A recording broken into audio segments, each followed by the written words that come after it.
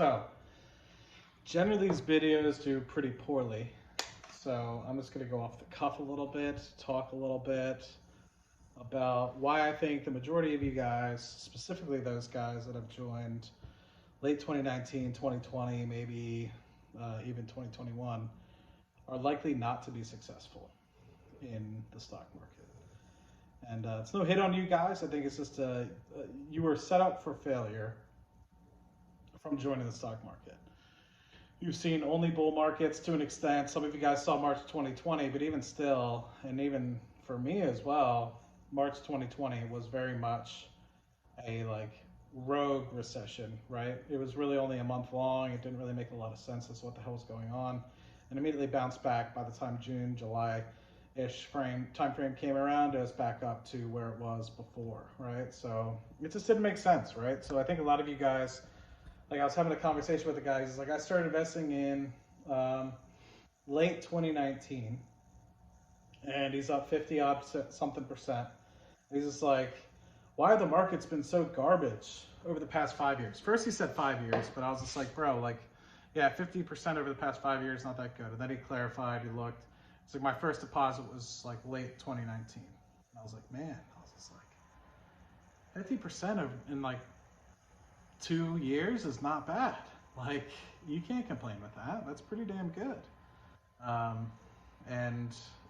think a lot of folks are just not understanding the key fundamentals of things. And not to say that I'm going to teach you or tell you what stock to buy, because I don't really do that, but I like to try to teach people to fish. And I think, to be very blunt, I think that's why I don't have nearly as many subscribers as I think other people, is because I won't tote the AMCs of the world. Tout the AMCs of the world. I won't tout the GameStops of the world. I'll choose my stocks and I'll hold them to the death. I'm down 20 odd thousand on Wish. I'm down probably 20 odd thousand on Alibaba, maybe less now, since we've seen a little bit of a price comeback in that, back up above 160. I just want to tell you guys why you're not going to be successful. I've already alluded to some of it, but a lot of people reach out to me, and it's very funny. I get a lot of DMs, specifically being like, man, 900K, or even back when I had 500K, that's awesome. You're so young. How have you been able to do it? And my answer is, generally speaking, consistency and continual capital contributions and being persistent over the course of several years.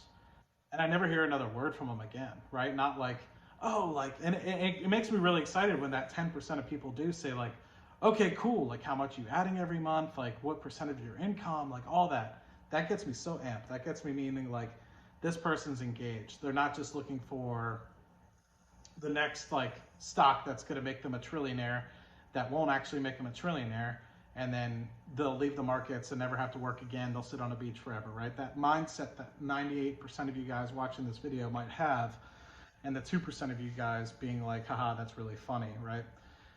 So I'm just gonna go off on a tangent, and it's gonna be a combination of things.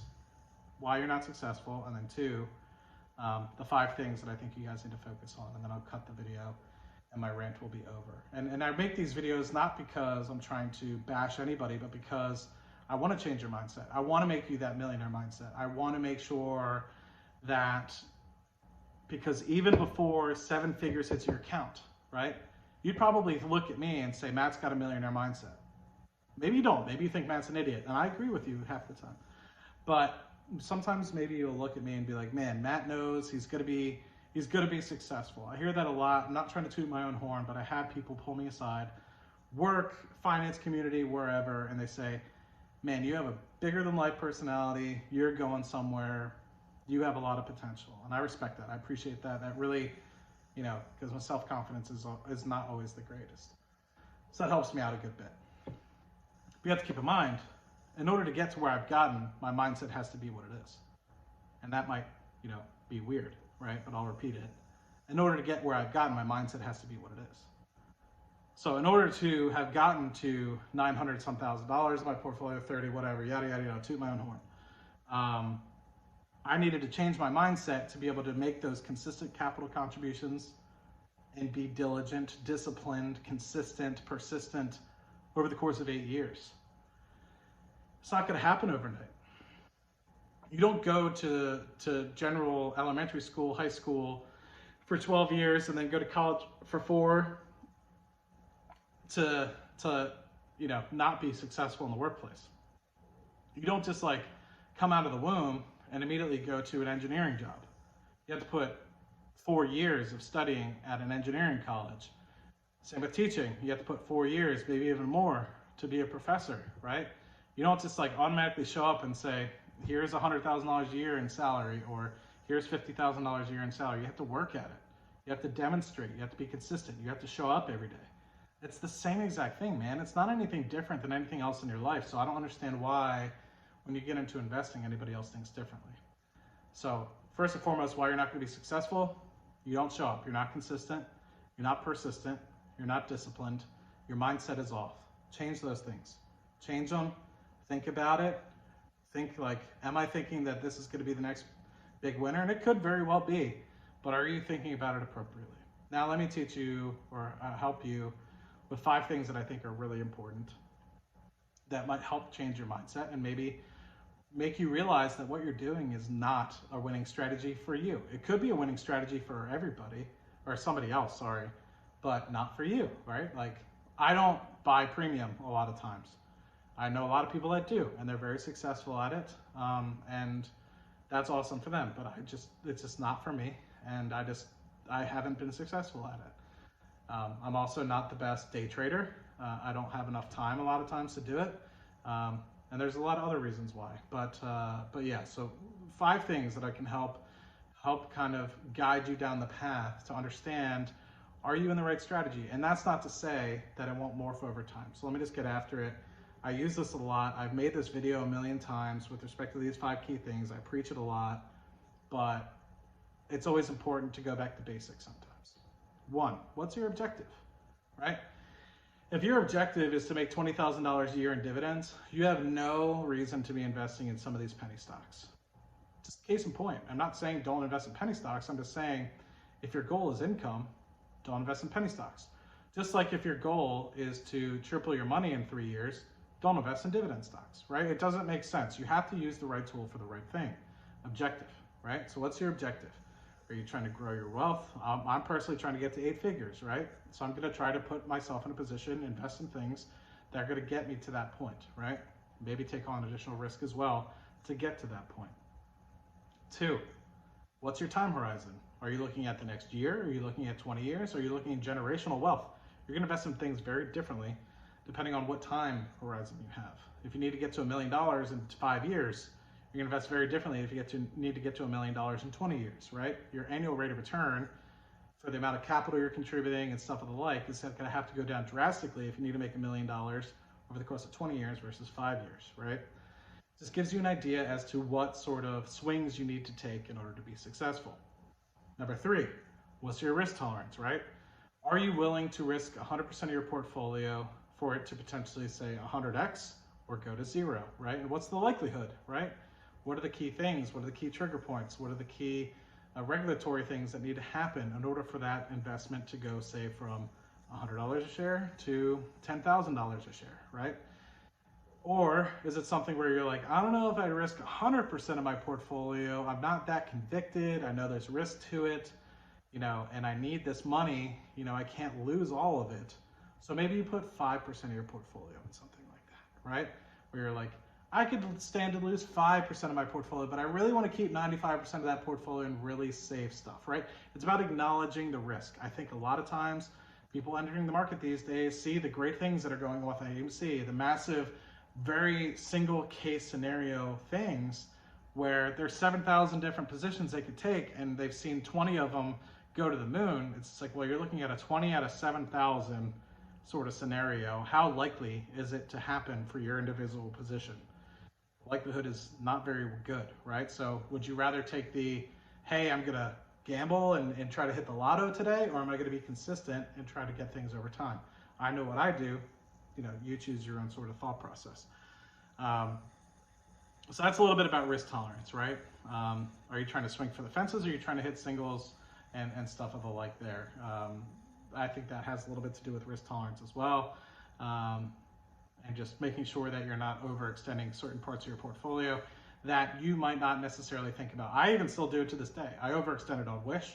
I think I overextended on Alibaba. There's plenty of things that I do, but those are lessons. And to be honest, I didn't overextend them too bad because they weren't actually more than, say, 10% of the portfolio. They were closer to like 4-ish% of the portfolio. So I was okay with those things going belly up. I didn't lose too much of the portfolio in that respect. So it's acknowledging the risk and not being too upset if the risk is realized. Fourth is how active or passive you want to be in the investments. So you can't day trade if you work a 9 to 5 and you have to be at the office every day, right? So you have that 9 o'clock meeting. Are you going to be able to make that trade before that 9 o'clock meeting? Are you going to be able to watch it and put a stop loss in midway through that meeting? Or are you presenting at that meeting? Like, you know, how good are you at actually being at your computer 24/7? Like, I've heard stories of people losing thousands just because they had to go to the bathroom, and you have an hour-long meeting, right? So you have to think with respect to what can really be your true time commitment and how dedicated can you be. Everyone wants to be a day trader. Everyone wants to be the next Warren Buffett, but do you actually have the time, diligence to put into the craft to actually be the next Warren Buffett? Let's just be frank, right? And just be honest with yourself. The only person that you're going to hurt by lying is yourself, right? And just that, for these 5 things that I'm telling you, the only person, if you lie and try to say, you know, what you really want versus what you think you want, the only person you're hurting is yourself. And remember, these things can change over time. Mine has changed as my portfolio gets bigger and my foundation gets better. You know, I move, say, from a foundation to building the first floor of my financial house. So with that, my goals, objectives, and everything change because I've progressed from where I was before, and I've learned more about myself, and I've gone from, say, less than $100,000 to 9 times that. Of course, your goals and objectives are going to change. And last, 5th, and I think one of the most important things out of these 5 things is how much capital are you going to contribute. I think one of the key things, before I kind of say this, or maybe I'll just say it first, are you adding $1,000 a month? Are you adding $0 a month? Do you only have $1,000 and you need to grow that to $1 million, and you're never going to have another $1,000 you can invest? Or is it that you can add $500 a month? If you could add $500 a month, let me just walk you through this, right? Say you have $1,000, you want to grow it to $1 million. You're going to have to grow that 1,000 times. Case in point, right? You have $1,000, you want to grow it to $1 million. You have to add 3 zeros. How do you add 3 zeros? Multiply it by 1,000, right? Now, imagine now going from 1,000 to 2,000 because you added another $1,000. Your money now has to work half as hard because you only have to multiply it by 500 times. Going from 2,000 to $1 million is literally half as hard as going from 1,000 to 2,000. And I don't think a lot of people think about that. So imagine now doing that a couple more months, adding another 1,000, even if it's 500. Now you're sitting on a $10,000, right? Think about how much easier it is to go from $10,000 to $1 million, right? Now you only have to multiply the money by 100 times. You've literally eased the amount of times you have to double your money that many times, right? You've literally had it having to go from 1,000x to 100x. 100x is still very difficult, but you think about it, you've reduced the amount of work your money has to do by 10 times. And really, how hard was it for you to save another 200, 300, $400? You know what I mean? So yeah, I think that's very important. I think once you realize that, you start to understand a little bit about, you know, trying to go from 1,000 to $1 million is pretty impossible, but trying to go from 50,000 to $1 million is much more doable. Then I think you'll start thinking about things a little bit differently. You'll realize maybe I should try to start hitting singles rather than hitting home runs. And even if you want to hit home runs, maybe you'll hit home runs, but only with 5% of your portfolio, not 100% of your portfolio. Because if that risk gets realized, now you're not sitting on a 50% loss on the entirety of the portfolio. You're sitting on 50% loss on maybe 5% of the portfolio, 10% of the portfolio. But anyway, these aren't concrete rules. These are just guidance points that out of my 8 years of investing, I've kind of really came to over the past 2 years and really started to be like, okay, these are the things that I truly think you can help with. And for example, you don't have a lot of time. You add capital every single month. Your goal is to make $2,000 a month in dividend income. You know, invest in ETFs that literally track an index fund, and say you need the money in 20 years. Save that $1,000 a month, invest in index funds, and by the time you get to the place where you want to retire, you'll probably have enough that if you just switch it over to an income ETF or something of the like, you'll have your $2,000 a month, right? But let's just say you have like $1,000 and you're unemployed, you're disabled, and you don't have a job or anything of the like, and you need to grow to $1 million, and you have all the time in the world, and you need to grow from 1,000 to 1 million. Dude, try your luck at day trading, right? Like, try your best. Just make sure that you are managing your capital appropriately, and you know, do a lot of research, right? But you have to think, like, everybody and their mom is trying to invest in the stock market. A lot of people have access to it, and at the end of the day, it's about ebbs and flows. And if you're not necessarily focusing on it 20 minutes a day, then what makes you think that you can beat Warren Buffett, Ray Dalio, all these other guys that literally live it for a lifetime? So I think a lot of people are unrealistic with the fact I can get 50% returns a year. Yeah, no problem. Warren Buffett's one of the best investors in the world, and he got 25% returns over the course of his lifetime. And a lot of other folks are very happy they've been able to average 15%. What makes you think that, not to say that you're a dumbass or not to say that you aren't smart, but you spending 20 minutes a day looking at the market going to be able to outperform somebody that's been known as one of the best investors of all time? It's like trying to shoot a golf ball through Swiss cheese, right? It's not going to work unless you're extremely lucky or hit it very hard and somehow just have a lot of luck behind that shot. So anyway, a lot longer of a video than I thought it was going to be. Hope you guys enjoy it. Let me know what you guys think in the comment section down below. And as always, love y'all. Ask any questions, follow me on Twitter, all that cool stuff. And I'll be around answering comments for a little bit. So hope to see you guys in some of the comment section. Peace. Yeah.